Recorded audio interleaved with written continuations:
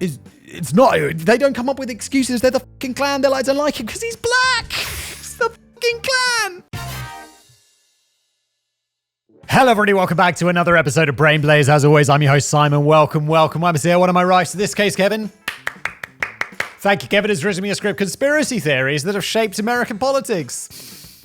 It's a bit sad the conspiracy theories shape American politics, because it's like all politics in America. The conspiracy theories, stop it.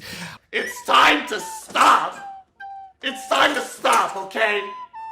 No more. What's that new guy? The guy who wants to run for, there's the Kennedy something. Robert Kennedy? Or is that the original? No, JFK. It is Robert Kennedy, isn't it? He seems like a right nutso. Conspiracies are everywhere in popular culture, and they're nothing new. Theoretically, most of them could be considered harmless, as someone's insistence that the world is flat isn't really going to affect people that much, though it's much more nuanced than that, and there's always a danger associated with the spread of misinformation. Is like, with the world is flat, the only people who are going to get into that are really dumb. And it's like, does it really matter if really dumb people believe something really dumb? It's not like the really dumb people are going to actually, get into the wheels of power. Wait, sometimes they do. Never mind, the spread of misinformation is bad. It's fun.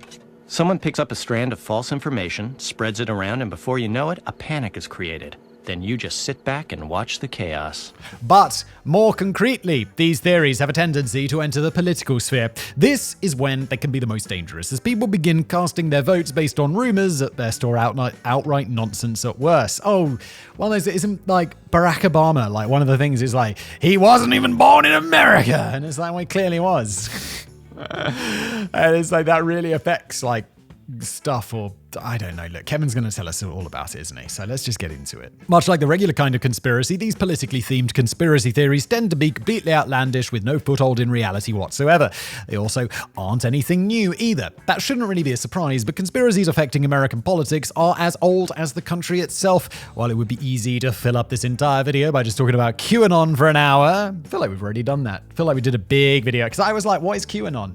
It's all these people who believe in Q and secret messages from inside the CIA. It's like, shut the f*** up, you nutsos. I've already written about that script, and you're more than welcome to check it out on Decoding the Unknown after this video. Oh, there we go. It wasn't on this channel, it was on Decoding the Unknown, all about QAnon. Instead, we'll be taking a look at various conspiracy theories from a broader range of American history. It'll be a fun reminder that history doesn't necessarily repeat, but it certainly rhymes, as Americans are falling for the exact same bullshit that they were hundreds of years ago. Yeah, history does repeat itself like over and over. And can't we just learn the lessons from the past? It seems like the answer to that is almost profoundly no. October surprise. Election day in the United States is always the first Tuesday in November after the first Monday in November. First Tuesday in November after the first Monday. Now, what does that mean? What? Which is not at all confusing to the average American when November the 1st is a Tuesday. Nevertheless, it makes October a crucial period in a candidate's campaign. Wait, what is confusing? So there has to be a Monday first? What? Just choose a date! For f***'s sake! This is how we do it. Just like my music teacher taught us back in high school, people only remember the beginning and the end of something. We needed to blow them away in the opening and finish strong, but everything in the middle wasn't going to leave a lasting impression. This is one of the most important things that I learned. It's like when you go on holiday, make sure you have a really nice end of the holiday planned. Don't let it peter away into something miserable that you have to do at the end, which, I mean, you probably do have to do something miserable because you have to go somewhere and get on a plane and then there's screaming children. You're like, oh, for f***'s sake! But apparently, like, people, there was some psychological survey done or whatever. It's like people have nicer memories of stuff when they had the last day was really nice, no matter how something was. So that's a good lesson there, isn't it? The same is true of pretty much everything, including politics, where people only really remember their first impressions and the most recent news about a candidate. Everything that happens in the months between is basically just noise, so October couldn't be more important. It's like Trump's in jail, and some other thing comes out about him, and he's like, you guys don't even remember why I'm in prison. Wait a minute. Who are you? When you hear the term October surprise, you probably think of Ronald Reagan. Nope, I thought of nothing, Kevin, because I've never heard the term October surprise before. And if not, you certainly should. Well, okay, then consider me told.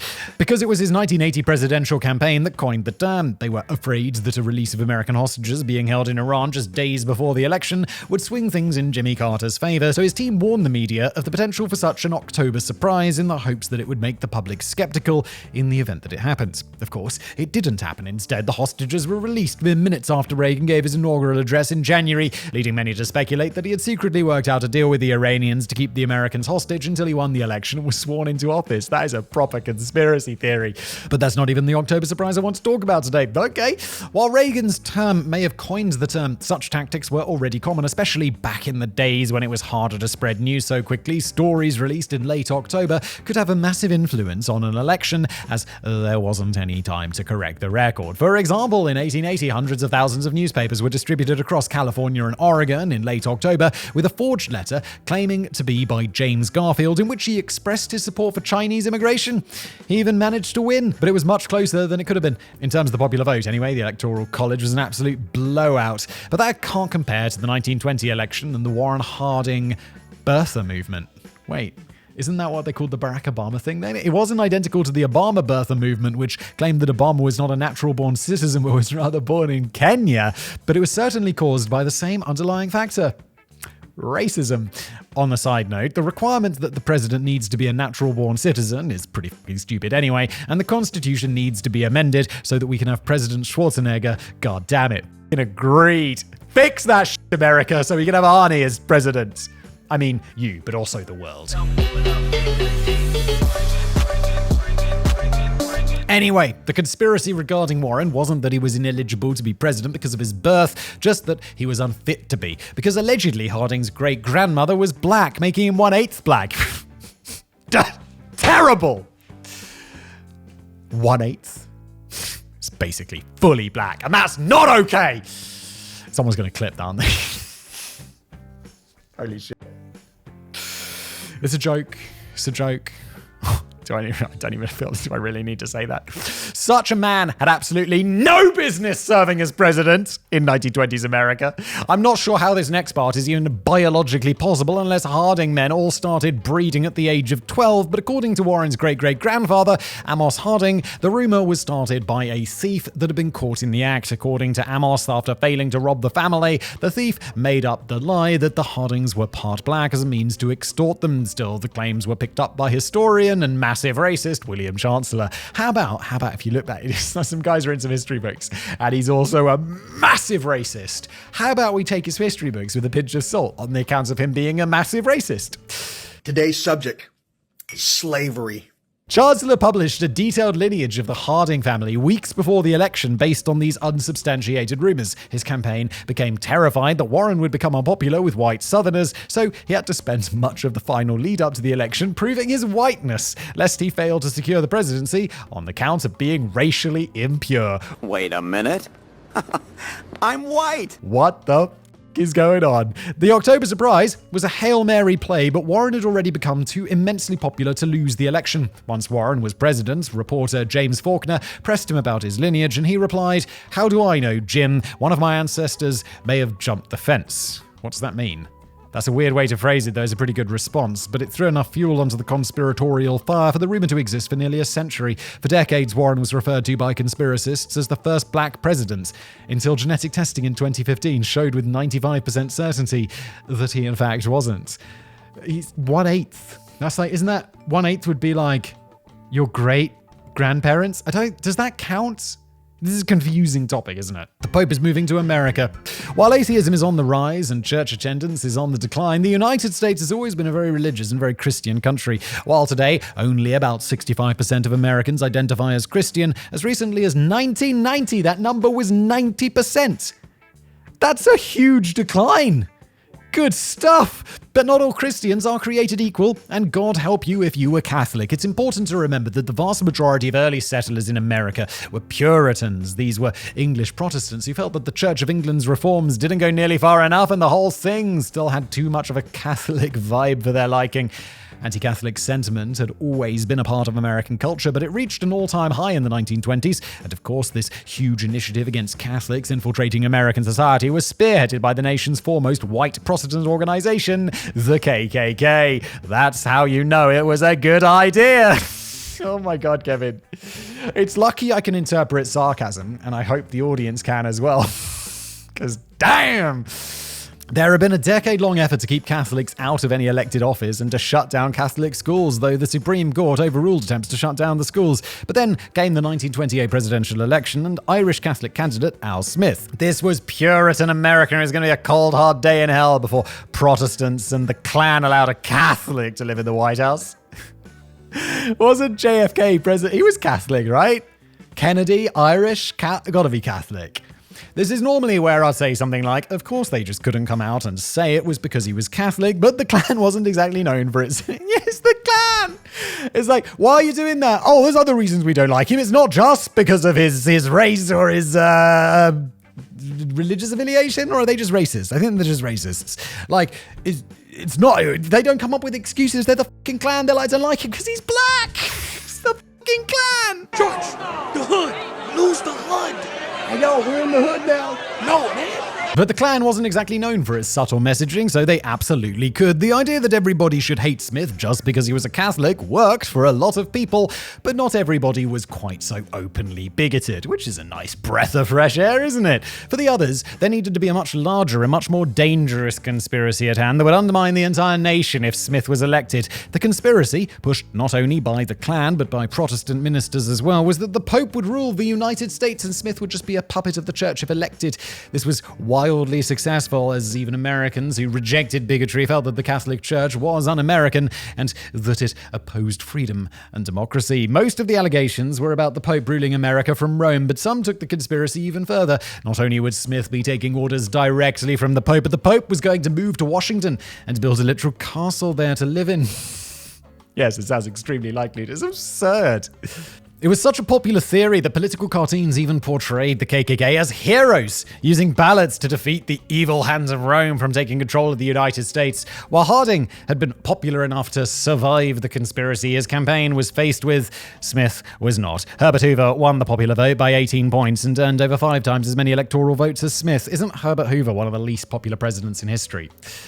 So that was unfortunate. I normally think it would be pretty cool to be elected president, but Smith probably dodged a bullet on this one. When Hoover accepted the Republican presidential nomination, he stated, "We in America today are nearer to the final triumph over poverty than ever before in our history." Wait, Hoover was like the Hoovervilles president. He's coming in just before the Great Depression, right? Just months after his inauguration, the stock market crashed and the Great Depression began, and his presidency is best remembered for Hoovervilles, little shanty towns full of the unemployed. Big brain Simon today, big brain. This exact same conspiracy theory resurfaced in 1960 when JFK was running for president. People were again convinced that the Pope would be running the country from behind the scenes. Fortunately for JFK, he was just too damn sexy by 1960 standards to be taken down by a silly little conspiracy. Unfortunately, he was not too sexy to be taken down by a bullet. But speaking of... Fucking hell. Too soon, Kevin. Too soon. And speaking of dead Kennedys, JFK Jr. is alive and he's going to be Trump's running mate. No, he's not. He's nuts. He's absolutely nuts. And we're going to find out exactly why. On July the 16th, 1999, John F. Kennedy Jr. was flying a plane from New Jersey to Martha's Vineyard with his wife and sister-in-law as passengers. The plane crashed into the ocean, presumably due to pilot error, and all 3 died on impact. Or did they? Maybe JFK Jr. survived the crash and has spent the past 24 years wandering around. I made a mistake. Wait, this is the dead Kennedy who they think's going to come back to life. Not the other Kennedy who's talking about like vaccine poison and conspiracy theories about God knows what. Right? Okay, sorry, I got them confused. Maybe we're going to talk about another Kennedy. Who knows? And I've just spent the past 24 years wandering around in a fedora, just waiting for the perfect time to re-emerge. I mean, he's definitely dead, but let's take a look at this theory a bit anyway, since I didn't include it in the aforementioned QAnon video, an account of it being far too ridiculous. It began in April 2018 with a Q drop messages posted to 4chan by Q.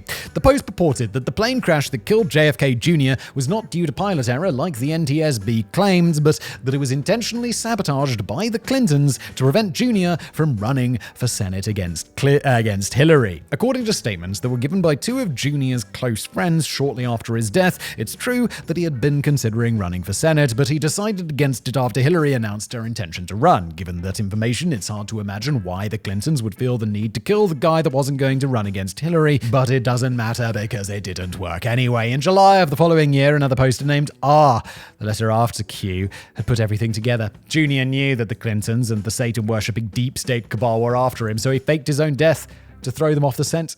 He had stayed hidden away in secret until the perfect time to reveal his identity and take down the deep state. Was the perfect time Donald Trump's 2016 presidential campaign in which he promised to drain the swamp of political elites? No. That would have been too obvious. Instead, he decided to wait until almost a year into Trump's presidency to intervene, but he couldn't do it directly yet because, well, reasons. Instead, he did it by becoming Q and creating the entire QAnon movement. So the idea that JFK Jr. is still alive is a sub-theory nested inside a larger conspiracy that was all created and orchestrated by Jr. himself, something that he could only have done by faking his own death and disappearing entirely for almost 20 years. Oh my God, I'm confused. Still following? Oh God, no! Kevin says, still following, question mark. Good. I'm a little bit lost, to be honest. It's conspiracy theories get complicated. But when was the right time for Jr. to finally reveal his face to the public? There have been several dates suggested where believers expected a triumphant return. One of these events took place at Dealey Plaza in Dallas, where hundreds of QAnon supporters came to witness JFK Jr.'s return to life in the exact same spot where his father was murdered. But every time it was expected that Jr. would return, he failed to show up. Because he's dead! He died in a plane crash! Or did he? Maybe he's been there all along. Maybe he was standing in the crowd at every single MAGA rally wearing his trademark fedora and going by the name Vincent Fusker. Did it matter that Vincent was nearly 10 years older or several inches tall or several inches shorter than JFK Jr.? Absolutely not. Nor did it matter that he was wearing a fedora in 2020. This man, for seemingly no reason at all, had to be Jr. Vincent has never admitted to being Jr. in disguise, but he's never denied it either. Seems a little suspicious, doesn't it? Or maybe he just likes the attention. But according to the conspiracy, if Trump wins the Republican nomination next year, then Vincent will pull off the disguise and be announced as JFK Jr., Trump's running mate for the 2024 election. I'm sorry, guys, this isn't happening. I'm calling it right now. It's not happening. It's never going to happen. People watching this in the future will be like, Simon's a genius. He knew. It's like, of course it's not happening. I'm sorry. If it happens, I'll eat my fedora. I don't have a fedora, but I'll buy one and eat it. It was me, Barry. One thing that this conspiracy never mentioned is Jr.'s wife or sister-in-law. Did they really die in the plane crash, or did all three fake their deaths? If they all faked their deaths, what have the other two been up to for the past 20 years, and why were they okay with this plan? And if they weren't alive, why did they have to die for this plan to work? There is no answer to this because they are tangential to the conspiracy and just are not important. It's estimated that only 20% of QAnon supporters believe this conspiracy, which would make it about 3 to 4% of all Americans. What? Are that many people into Q? That's alarming, to be honest. But those who believe it are all in. There's no debate in their minds. Vincent is absolutely JFK Jr. in surprise, and he will be the next vice president. Unfortunately for Vincent, 3 to 4% of Americans isn't a whole lot, so he was never able to get the necessary money or signatures to get his 2022 campaign for US Senate off the ground. This is insane. 3 to 4% of people is a lot of people to believe something so utterly nuts.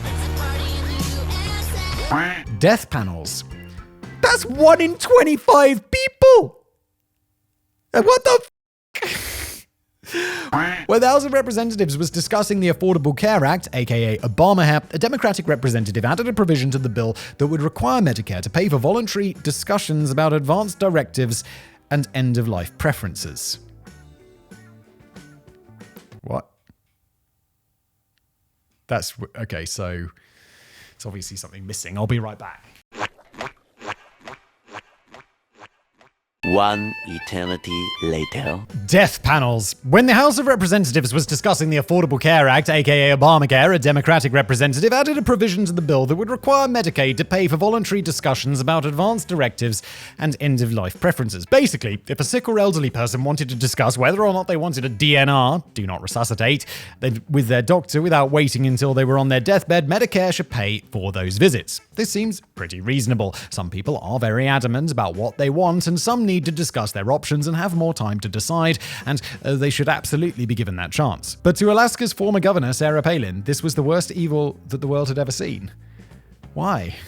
This seems like a completely reasonable conversation to have with your doctor about whether you, like, I don't know. Like, my granddad had one of those. Like, he was old and was, like, absolutely, like, old. And his body was broken. And he was like, yeah, if my heart stops working, I don't want to be zapped back to life to, like, be here with all these problems and no doubt worse from being zapped back to life. This is something that people should sensibly discuss with their doctors. And I don't know, maybe it's my Europeanness, but obviously that's something that should be paid for by the state. The next day, she was on Facebook posting about government-run death panels that would choose who would live and who would die. No. It's about you discussing with your doctor whether you want to be revived or not. According to Palin, the America I know and love is not one in which my parents or my baby with Down syndrome will have to stand in front of Obama's death panels so his bureaucrats can decide based on a subjective level of judgment of their level of productivity in society whether they're worthy of healthcare. Such a system is downright evil. Sarah, I don't think you've quite understood this. I agree that such a system would be evil, which is probably why the proposed legislation didn't say anything even resembling what she was talking about. Yes, seems insane. Shut the f*** up. Let me die in peace.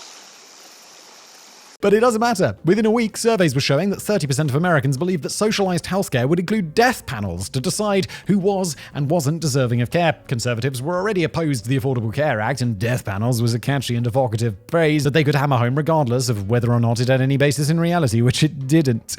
Because of how quickly this conspiracy theory spread, the provision was stripped from the bill. A few months later, Medicare officials tried to insert a provision for advanced care consultations into their offerings, but they again had to back off due to the fervor surrounding these supposed death panels. Obamacare was passed without giving funding for these consultations, and it wasn't until 2015 that Medicare finally and quietly authorized the payment for end-of-life discussions with physicians. While every conspiracy theory is special in its own right, this one is one of the few that could be considered an award-winning conspiracy. Palin's claim was named PolitiFact's 2009 Lie of the Year, and the American Dialect Society named Death Panel the most outrageous term of 2009. And if you're curious, the Society's word of the year for 2009 was tweet, because life was much simpler back then. And that's where we end today's video. Thank you so much for watching.